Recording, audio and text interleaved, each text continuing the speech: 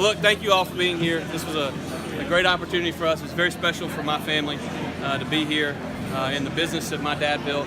Over almost 50 years he's been working towards this, and it means an awful lot that so many people showed up tonight. And I appreciate all y'all being here as well. Really do appreciate it.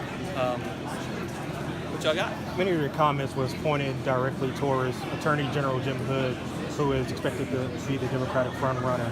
Are you underestimating your primary opponents? Well, we were focused on, as was once said, the main thing is to keep the main thing.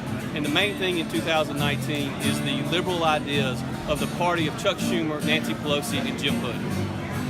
You decided not to debate last week when Foster and Waller were there. They referenced that. Tell us about that decision and if you plan to debate them in the future. Because obviously today you're talking about Jim Hood rather than Foster and Waller. Well, obviously when they had originally scheduled that first meeting last week, for one thing, we hadn't even kicked off our campaign yet. We did that today. The other thing is we were originally scheduled to be in the legislature, but there are going to be plenty of opportunities to debate the issues in this race over the next 7 months. I look forward to that. I'm sure we'll have the opportunity to have a debate in the primary as well as in the general election. We'll have to work out in everyone's schedule, but I feel certain that will happen over the next cycle. One of the big issues that closed out the session was the teacher pay raise. You say that teachers 8 years ago were making $8,000. Correct me if I'm wrong about that. Right, that's right. Okay, but other states are looking at increasing theirs, so it would go further past the Southeastern average that's currently right now.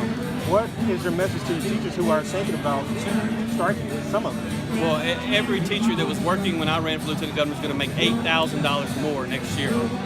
We've made a lot of progress. We have more work to do, and I'm committed to doing more work to continue to raise teacher pay. The best way to get for every kid to get a quality education is to have a quality teacher in every classroom. And the best way to have a quality teacher in every classroom is to spend more money in the classroom and less money in the district office. And so that's the reason you've seen us focus our efforts on doing things like reducing the number of school districts in the state, reducing the amount of administration, so that we can invest more in our teachers. Look, the fact is, even though every teacher is going to make $8,000 more next year, we're still not paying any of our teachers what they're worth. They're doing great work. We're seeing student outcomes improve, and that's something that we ought to all be bragging about, no matter what the fact that this is an election year. Republicans and Democrats should agree that when your high school graduation rates are up 10 percentage points from 8 years ago, when your fourth grade reading and fourth grade math, when your eighth grade reading and eighth grade math results on the national testing are doing what our numbers are doing, we ought to brag about it. We ought to be proud of it. I know I am, and I hope everybody else is too. One of the issues that you have not touched on, at least today and on the website, is infrastructure. The other candidates have talked about it quite a bit, Right. have had it as part of their main platform. Right. Tell me about your decision not to make that part of your... Well, actually, I did talk about it today. I talked about the fact that we passed a plan during the August special session, over $1 billion more to be spent in infrastructure over the next 5 years. That's over $200 million a year. The first $250 million has already hit the streets. We're going to fix almost 200 bridges across Mississippi with that initial investment. But it also, as I talked about today, we also focused that infrastructure on small towns around Mississippi.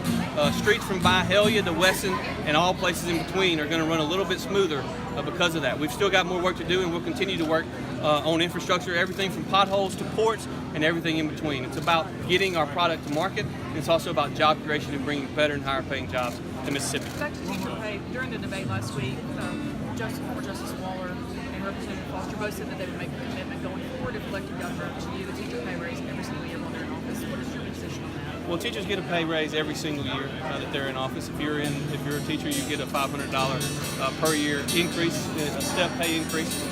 And I think we got to continue to work to raise teacher pay. I am committed to continue to raise teacher pay. It's the reason, although there's been a lot of discussion about this over the last 6 months, the reason I'm the one that originally proposed raising teacher pay.